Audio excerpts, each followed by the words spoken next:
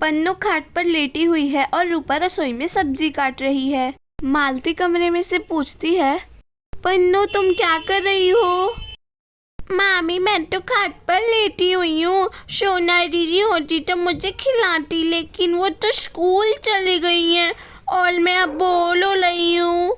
रूपा पन्नू की आवाज़ सुन बोलती है, पन्नू बाबू आप बोर हो रहे हो तो इधर आ जाओ, रूपा दीदी भी आपको खिलौने से खिला देंगी। अरे रूपा दीदी आप तो खाना बना रही हो, आप रसोई में आ जाओ, थोड़ी देर में खाना बनकर तैयार हो जाएगा, फिर हम दोनों आराम से खेलेंगे। रूपा दीदी ठीक है, मैं रसोई में ही आ जाती हूँ। और पन्नू रसोई में चली जाती है। पन्नू बाबू ये लो चटाई, आप इस चटाई पर बैठ जाओ। पन्नू चटाई पर बैठ जाती है।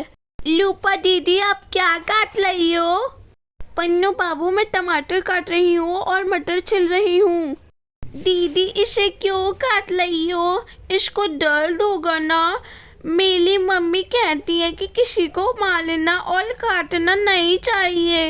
रूपा पन्नू की बात सुनकर हंसने लग जाती है। हाँ पन्नू बाबू आप सही कह रही हो।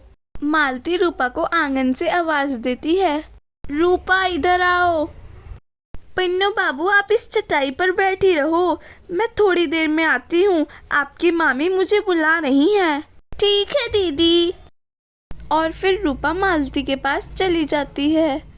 पन्नू उठकर पास में रखे बर्तन के पास चली जाती है। अली ये बर्तन तो कितना चमक रहा है, जरा देखूं तो। इसका रंग कितना प्यारा है, जरा इसको छूकर देखूं। अरे वाह ये तो बहुत मुलायम है। अरे ये वाला बर्तन तो कितना रंग बिरंगा है, इस बर्तन में क्या रखा है, जरा देखूं तो।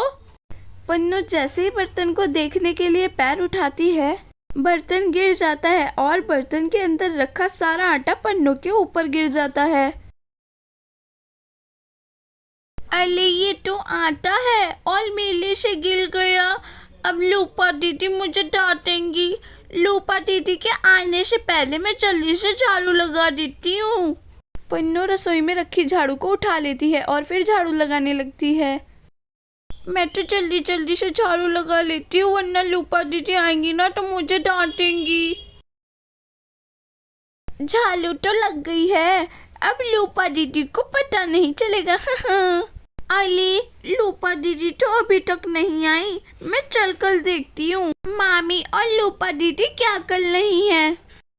पन्नू रसोई से बाहर आ जाती है। मालती खाट पर बैठकर कपड़े सिल रही है। मामी रूपा दीदी कहाँ गई हैं? पन्नू को देखते ही मालती हंसने लगती है। पन्नू बाबू ये आपके गाल पर क्या लगा हुआ है? मामी मेरे गाल पर आटा लगा हुआ है। पन्नू बाबू आपके गाल पर आटा कैसे लग गया? मामी मेले से आटा गिर गया था। मेरी प्यारी पन्नू कोई नहीं, अब चलो मैं आपके हाथ मुंह धुला देती हूँ। पर मामी रूपा दीदी कहाँ गई? पन्नू बाबू रूपा दीदी खेत में पालक लेने गई हैं। अच्छा ठीक है। और मालती पन्नू को गोद में उठा लेती है और कुएं के पास ले जाती है पन्नू का मुंह धुलाने के लिए। पन्नू बाबू आप यहीं बैठो, मैं अभी आपका हाथ मुंह धुला देती हूँ। और फिर मालती कुएं में से पानी निकालने लगती है।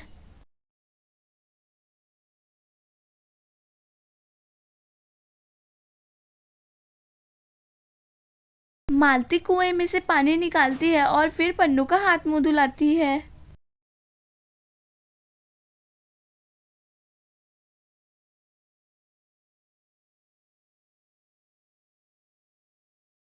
और फिर पन्नू पूछती है, मामी इस कुएं में पानी कहाँ से आता है? पन्नू बाबू इसमें पानी जमीन से आता है।